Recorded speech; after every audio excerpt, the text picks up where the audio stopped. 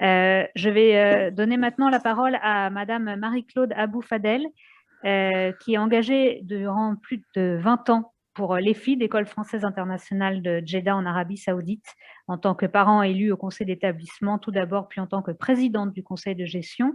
Et vous êtes également spécialiste en médiation et vous avez notamment rédigé un mémoire sur le sujet spécifique dans l'enseignement français à l'étranger. Vous avez donc la parole. Merci, bonjour à tous. Merci à Madame Casbonne pour l'organisation de ce colloque. Je vais essayer justement de respecter le temps qui m'est accordé, mais vraiment j'aurai beaucoup à dire. Euh, Premièrement, la médiation entre pairs, après être restée marginale, elle est encouragée largement par l'institution, ce qui est une excellente chose. Les adultes s'en emparent comme un outil éducatif puissant permettant d'enseigner aux élèves la communication non violente, donc plus citoyenne. Un paradoxe toutefois, c'est que la médiation n'a pas encore pris sa place pour gérer les différends entre les adultes de la communauté éducative dans l'enseignement français à l'étranger. Dans ces établissements, nous sommes face à des mosaïques de traditions, de représentations ou d'attentes culturelles, culture de l'entreprise par rapport à une culture de l'administration française, familles qui attendent une éducation gratuite ou à contrario, qui ont des attentes et des exigences de clients qui ne sont pas dans la logique du partenariat, comme ça a été dit avant. On pense aussi aux équilibres de pouvoir entre comité de gestion et direction, autant de conflits inévitables. À ce titre, donc, la médiation apporte des réponses constructives et des issues qui pourraient convenir à tous. Par rapport à la médiation par les pairs, ayant eu le plaisir d'initier et de co-animer sur le terrain, dans les classes de l'école et du collège, des campagnes de sensibilisation et de formation, je milite et nous militons tous à la FAPE, puisque je suis administratrice à la FAPE aussi, pour généraliser ces pratiques. En effet, nous avons pu constater l'importance de transmettre aux élèves dès le plus jeune âge des techniques de communication non violente, de les sensibiliser à l'intérêt d'une écoute active fondée sur l'empathie, de leur apprendre à mieux gérer leurs émotions et de leur offrir aussi des outils permettant de trouver des solutions à leurs conflits. Naturellement, on devrait, pour former ces élèves, pouvoir faire appel à des organismes de formation locaux ou en France.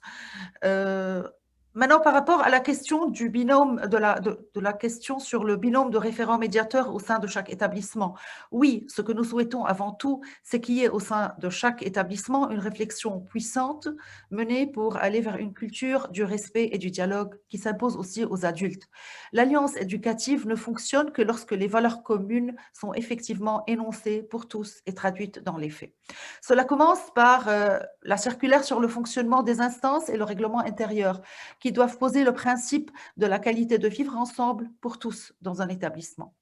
Nous savons que, comme ça a été déjà dit, les organisations existantes, les associations de parents d'élèves, les représentants des personnels, les syndicats ont souvent joué ce rôle de médiateur.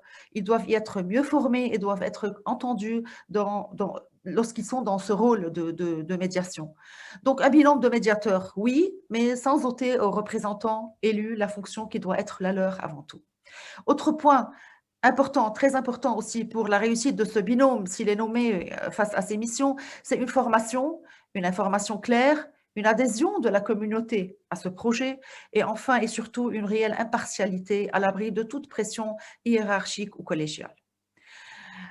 Sur le choix d'un médiateur propre à la EFE, qui ne soit donc pas celui du ministère de l'Éducation nationale, oui, il est souhaitable, même si Madame Bizot, que je tiens à saluer, connaît fort bien notre réseau et ils font un travail remarquable.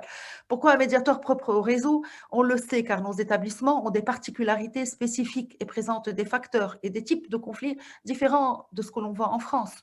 Donc, la demande forte de la FAPE est celle-ci, pouvoir recourir à un médiateur externe, neutre et impartial, nommé par la EFE de façon collégiale. Il peut être bénévole, pourquoi pas, et éventuellement, il peut y avoir un dans chaque zone géographique.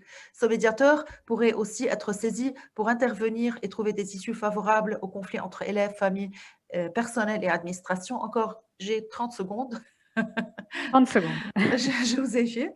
Donc, si l'on considère que l'homologation est conditionnée par l'adhésion à des valeurs, à des politiques d'établissement visant à offrir aux jeunes, mais aussi au personnel et aux familles, un lieu de vie et d'apprentissage apaisé et structurant, alors oui, il nous paraît tout à fait souhaitable que la médiation soit institutionnalisée, pleinement institutionnalisée et concrétisée par des actions inscrites au projet d'établissement et dans le règlement intérieur.